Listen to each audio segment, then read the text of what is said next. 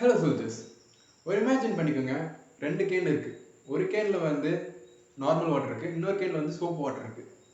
இப்போது ஃபஸ்ட்டு அந்த கேனில் வந்து ஒரு இன்செக்டை விட்டு நடக்க விடுறோம். அது ஈஸியாக நடக்குது, ஜம்ப் பண்ணுது, எல்லாமே பண்ணுது.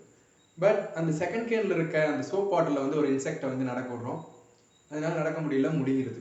இதுக்கு என்ன காரணம் சோல்ஜர்ஸ்? சர்ஃபேஸ் டென்ஷன் தான் காரணம். அதாவது இந்த நார்மல் வாட்டரில் வந்து சர்ஃபேஸ் டென்ஷன் வந்து ரொம்பவே அதிகமாக இருக்கும். அண்ட் இந்த சோப் வாட்டரில் வந்து சர்ஃபேஸ் டென்ஷன் வந்து ரொம்பவே கம்மியாக இருக்கும். சர்ஃபேஸ் டென்ஷனை இன்னமும் உங்களால் ஃபீல் பண்ண முடியலன்னா கவலைப்படாதீங்க. ஒரு எக்ஸாம்பிளோட எக்ஸ்பிளைன் பண்ணுறேன். ட்ரம்ப்ளின் ஒரு கேம் விளையாண்டுருப்போம். அதாவது ஒரு டிஸ்க் மாதிரி இருக்கும், அதில் நம்ம ஜம்ப் பண்ணி விளையாண்டுருப்போம். இப்போது அந்த டிஸ்கில் வந்து ஒரு சின்ன சின்ன ஓட்டையாக நிறையா ஓட்டை போட்டு அதில் ஜம்ப் பண்ணால் என்ன நடக்கும்? கண்டிப்பாக அது கிழிஞ்சிடும் சோல்ஜர்ஸ்.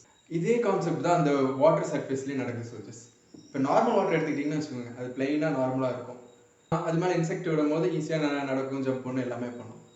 இப்போ வந்து அந்த சோப் வாட்டர் எடுத்துக்கிட்டிங்கன்னு வச்சுக்கோங்க, அது அந்த வாட்டரில் வந்து சோப் வந்து ஆட் பண்ணும்போது என்ன நடக்கும்னா, அது வந்து எலாஸ்டிசிட்டி வந்து பிரேக் பண்ணி விட்ரும். அங்கங்கே ஓட்டையெல்லாம் போட்டு பிரேக் பண்ணி விட்ரும். அது மேலே இன்செக்ட் விட்டு நடக்க விடும் போது என்ன நடக்கும்னா, அது ஈஸியாக முழுகிடும். ஏன்னா அது ஆல்ரெடி கிழிஞ்சதாக இருக்குது. அது நடக்கும்போது இன்னமும் கிழிச்சு விட்டுரும். அதனால் ஈஸியாக முழுகிடும் சோல்ஜர்ஸ். அவ்வளோதான், இதுதான் சர்ஃபேஸ் டென்ஷன். உங்களுக்கு இந்த வீடியோ உங்களுக்கு பிடிச்சிருந்ததுன்னா வீடியோக்கு லைக் பண்ணுங்கள் அண்ட் நம்ம சேனலுக்கு சப்ஸ்கிரைப் பண்ணுங்கள்.